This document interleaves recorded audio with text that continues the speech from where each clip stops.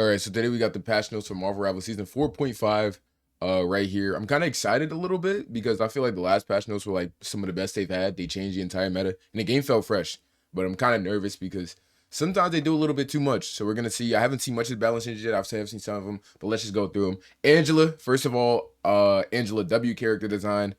Honestly, W addition to the game. As much as I really do hate her presence sometimes, I feel like she's very different from every other character added. They low-key cooked. The Hand of Heaven receives a slight boost to her sustained fight and power, activating Divine Judgment, increase axes of Igor's Angela's bonus health from 30 per enemy hit to 40 and allies to 50 to 20. It's not bad. I mean, I feel like her groundwork was like low-key underwhelming, so I feel like this is a good change. Venom. Venom's ultimate ability becomes even more menacing for his foes. Feast of the Abyss now applies a 30% healing reduction to enemies hit, lasting 4 seconds? Who is in charge of this? Buffing Venom ult? Really? That's the most unique thing I've never sat in there and thought that Venom ult was weak. But when I put it into perspective, it's low-key just a hold ult right now. Like, it's only one of them ults with, like, really good, like, damage boosted potential, honestly. Blade, the Daywalker gets a slight boost to his offensive prowess. Increases Daywalker dash secondary attack from 4.5 to 6.5. Increase the duration of each slash speed attack gained during Bloodline Awakening from 0.7 to 1. New effect, land all 4 hits a whirlwind splash, grants 1 slash speed attack. I'm low-key nervous. Hold on, I'm low-key nervous. That's kind of crazy, bro. I might pick up Blade. People gonna call me a meta slave if I pick up Blade though, so I don't know, bro. Hella, the Goddess of Death gets a slight survivability buff. Reduce Astral Flock cast time after casting. Hella gains 25 bonus health. Why? Just leave her the way she is. Nobody asked for this. Sincerely, everybody who plays the game. All right, I don't know what this mass propaganda is, honestly, but hey. Human Torch nerf. Yes. Oh my God, bro. The people have been waiting, bro. They've been waiting. This should have happened way back. They should have nerfed this dude to hell way, like, bro, and this is what I'm talking about. Reduce fire cluster hit damage projectile from 0.5 to 5.5 to 5. Oh my God. New fire cluster now has a 0.5 second delay before ammo begins to replenish. You know what's crazy is that the torch melee tech, a lot of people thought it was like overpowered because he would gain ammo from melee. No, he has an ability that his ammo automatically replenishes. So him meleeing looks like the melee replenishes the ammo, but it's just so he can weave and stuff like that. But this makes it even slower. So it's constant uptime isn't annoying. During plasma body, reduced movement speed from 900 to 850. You know what this feels like though? This feels like 200% them just trying to get Human Torch off the ban list. Because he has to be like #1 banned right now. Since he has to be #1 banned. Iron Fist. Lin-Lee's threat against high health enemies slightly increases. Lower fixed damage of Yat Ji Chung-kun from 9 to 8, but increase the percentage damage of the enemy's max health per strike from 2.7 to 3.1. That's not bad. I don't know. Iron Fist is one of them characters that you don't know he exists until he runs your lobby. Like, dog, Iron Fist had that one season where he was like insane, but after that, I don't know. He's just kind of Iron Fist. Reed Richards gains a bit more crowd control over mobile heroes. After successfully pulling an enemy with the extended grip, the target is now afflicted with a 1-second immobilize effect. You know what? I am tired of being Earthbound, bro. I am so tired. Like, you guys don't understand. I feel like the need to add Earthbound to every single character that exists is one of the dumbest things that they do. It doesn't make any sense. It's like somebody comes out, boom, have an Earthbound. What? Like, bro, what are we talking about, bro? Not everybody needs goddamn Earthbound, bro. Like, constantly you play this game, you're constantly being Earthbound. God damn. I can't move. I go to dive. I can't move. I go near support. I can't move. Bucky sees me in his eyes. I can't move. Fantastic sees me. I can't move. Think it was okay because that's literally his whole entire kit. That's the whole entire premise of the thing. Like, bro, he's gonna stun the shit out of you. But everybody else, like, bro, let's be for real, bro. It's kind of unnecessary. Phoenix, Jean Grey's burst potential has been toned down. Melee attacks no longer stack sparks. I'm cooked. Primary weapon ammo no longer replenishes during Dark Descent. Added 1 second of cooldown to Bro. Yo. I wish they nerfed her some other way. They low-key took her spark. I don't know why Marvel Rivals dev continuously take people's spark, bro.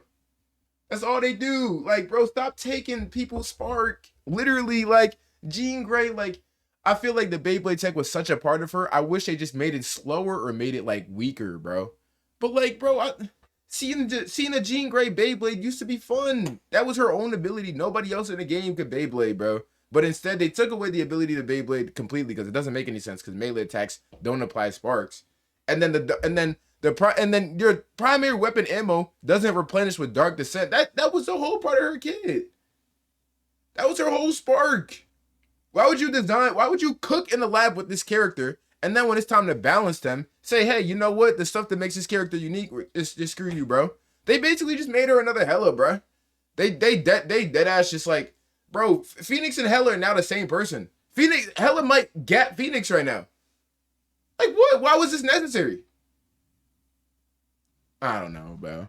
Psylocke. Psy's ultimate ability now has slightly more float and more sting. Reduce slow rate during Dance of the Butterfly effect from 30 to 15%. Increase each strike damage from 150 to 170. Nobody asked for this. I feel like the reduce slow rate is a good change. This was low-key needed because it's a lot of times you pop Psy ult, but Rocket, like, a lot of times they could like walk out of the ult, bro. Especially if you're trying to get like multiple people, unless it's like one person right here, one person right here. Like, bro, both of them could like low-key leave, bro. Like, especially Rocket. Rocket is the #1 pioneer just leaving the goddamn ult. So this is nice. I don't think the damage boost is needed though. Overall, I think Psy is pretty balanced right now. Ty and Tandy's ultimate ability now takes a bit more energy to unleash their eternal bond. Unneeded. Who asked for a cloak and dagger nerf?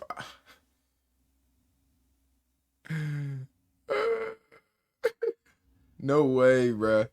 Well, GG's cloak and dagger. I feel like cloak and dagger is just cooked, bro. She might be the next pioneer of a rework. Yo, wow. Wait. There were no Spider-Man changes. Our beloved Jeff's survivability takes a slight hit. Reduce the crit damage from the Oblivious Cuteness passive from 70 to 50%. This seems like a DPS Jeff change. This was like a change he needed when he was like DPS Jeff. His problem is not the idea of him not dying right now. His whole entire kit is busted. Rocket's ultimate ability gets a boost. Increased damage boost granted by Sia ultimate ability from 25 to 40%. He just got his old ultimate back, and we get overshield for it. What? Is this real?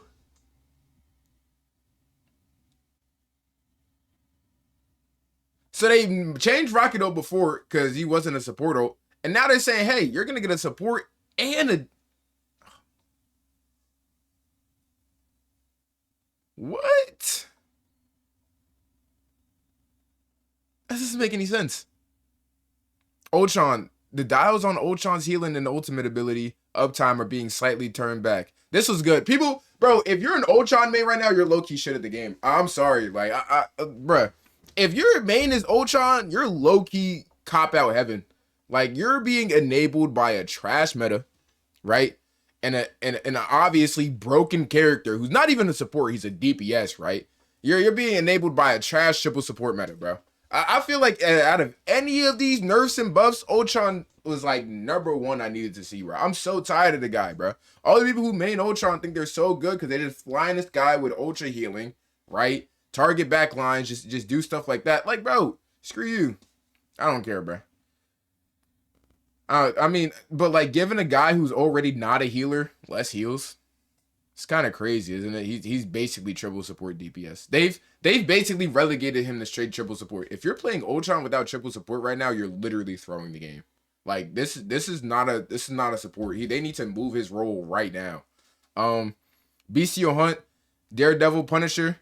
As a team up anchor, Daredevil gains a maximum health increase of 5% boost in damage. We don't even know what that does. The Punisher unlocks a new justice sensibility through his team up with Daredevil.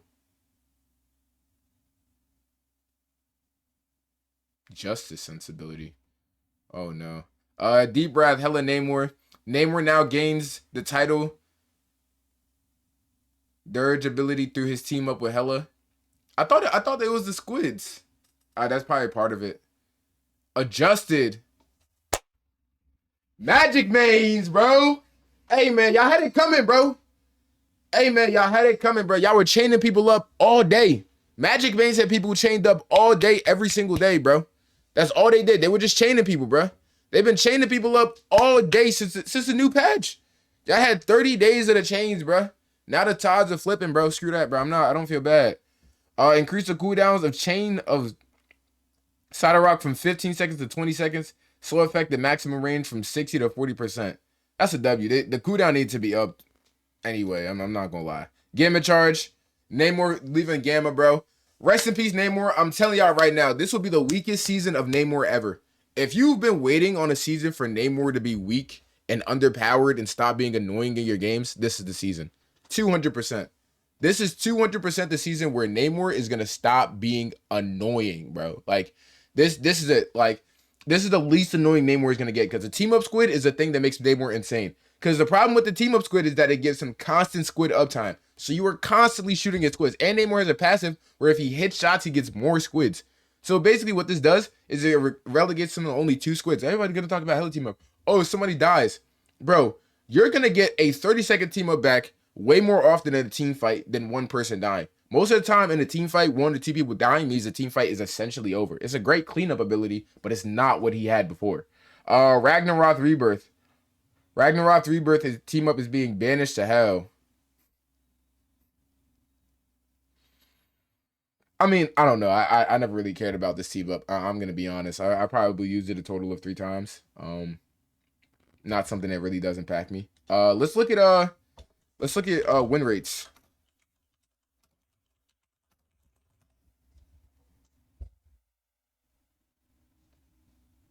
All right. Let's look at win rates before we go, because I saw Flats look at it. Let's look at PC first. On PC, right? At first, let's look at let's look at all roles. In terms of win rate, right? Well, the highest pick rate. Cloak and Dagger has the highest pick rate in the game, but only a 48.57 win rate. Some of the stuff that's not surprising me here though is Jeff's win rate. Look at his win rate, 50.6%. I think Jeff has like oh my god, look at Magic's win rate. 57% win rate on Magic? Yo, Storm is actually a sleeper pick though. I think one of the craziest things here is Rocket having a 13% win rate, but a 54.89% win rate. Like, Rocket wins games. As much as I joke about Rocket not being an active participant in the game, bro, Rocket wins games. To put it into perspective, one, this guy is unkillable. The constant heals, a revive ability. Like, he gets rewarded for not playing the game. It's such a phenomenon to me. Holy. This is all ranks, though. Mantis' win rate is pretty high. Look at all the other supports. No support besides Rocket is above Mantis, by the way. And people will constantly tell you that Mantis is no dual support comp Mantis. You're running Mantis, you're throwing. That is not true. That is deadass not true, bro. Mantis is a sleeper pick, bro. I ran dual support Mantis for an entire day, and I lost 1 game. Holy. Bro, Spider-Man's win rate is still 51.6%. It's just because Spider-Man mains are so resilient. Stats like these do not help his case. Because Spider-Man was one of the only characters that I sat there and thought, I'm like, bro, I have to see him in the patch notes. If I don't see anybody else in his patch notes, I have to see Spider-Man. But this high win rate is not helping. But the same applies to Mr. Fantastic, though. We're buffing Mr. Fantastic. Mr. Fantastic is universally a fucking throwback. Let's be honest here. But he still got buffed with his Earthbound ability with such a high win rate. It's such a surprise that Mr. Fantastic's win rate is that high. In my opinion, he's a throw pick. So what we're gonna look at, let's look at Celestial and above in terms of win rates. Holy, so when I look at these Celestial and above win rates, I think about a few things, right? I think about the number one thing. Mantis win rate is so high right now. She's dead ass meta supreme, bro. Like, and the people, like, bro, I'm done feeding into, oh, just shoot the mines, Penny Parker agenda. This isn't just shoot the mines. She has a 58% win rate in Celestial and above. She's that guy. Grandmaster, highest win rate. Diamond, second highest win rate. Plat, second highest win rate. Gold, third high. Like, when are we gonna stop this narrative that Penny Parker is just shoot the mines? It's deeper than that, bro. It is so much deeper than that, bro, when we talk about Penny Parker. Penny Parker and Rocket Raccoon are dead ass one of the best duos in the game. And I'm tired of people like people being astonished when they lose to one. Oh, my team just won't shoot mines. Oh, my team just won't shoot at Penny Parker. Dog, she is a problem. Insane. The mines are crazy. The mines will dead ass one shot a 250 HP character, bro. Like, I'm talking about no ultimates popped, right? No stacking of abilities. No left click by herself on Penny herself. Literally just walking through a stack of mines, absolutely taking you off the map. And we have relegated this character to throw pick or just shoot the mines. It isn't what the stats say. It isn't just shoot the mines, bro. It isn't just shoot the mines. All right. So when I look at some of the lowest win rates on this game, first of all, Thing is horrible. Thing is dead ass horrible. Thing is horrid, bro. Thing is horrid. Like, I don't understand the Squirrel Girl enough because she's still. Oh my god. Squirrel Girl is sincerely the worst character in. But Thing is worse. Like, Thing's usage is zero in this meta. Literally zero uses in this meta at all. And then we have Hawkeye, bro. The Hawkeye propaganda has to stop. Because from the beginning of the game, I've been a believer that Hawkeye has never been overpowered. Hawkeye is a practice range merchant. Hawkeye is like watching that favorite NBA player in the all season post him being in the gym, making threes. And yes.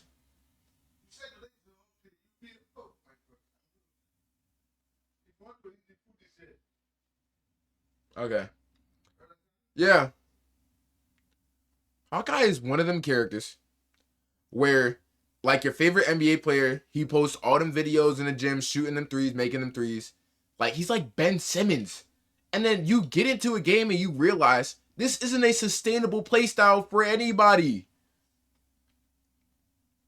Dove easily. Countered by shields easily. Like, he damn near has no plus sides besides being one-shot banned with Cloak and Dagger ults, bro. If Cloak and Dagger isn't the most oblivious person and ults right into his lap, his usage is damn near zero. It's like 3 times a match you get one-shotted by him and you're like, damn, I just died to a one-shot by Hawkeye. But other than that, he has zero impact at all. This guy's terrible, bro. I'm sorry. In my opinion, he's one of the worst DPS in the game. No use case scenario at all. One thing I find surprising, though, for this season, sincerely, though, is Winter Soldier's win rate. He's the only person down here that have that high of a pick rate, but such a low win rate. And it kind of begs the question. He's like, in my head, I think of Winter Soldier as a guy who's like, bro, he runs lobbies. But he doesn't win games. Why? It's so unique. It's so unique. And then you see some of the higher pick rates. First of all, Magneto is picked so much. Oh my god. Hello? Oh my god. Yo, this is really Magneto rivals. Every game has a Magneto. Every game. Dog. Like, every game has a Magneto, bro. Magneto is picked more than Luna Snow and Doctor Strange in GM. This game is sincerely Magneto Rivals. Holy, but overall, I don't think these patch notes change much. I think everybody will be alright. Hey man, but you know, I mean, if you want to see me more react to more stuff, I do be live on Twitch, and yeah, I want to post more YouTube videos, and I'm gonna be posting Daredevil with the early access, so stay tuned.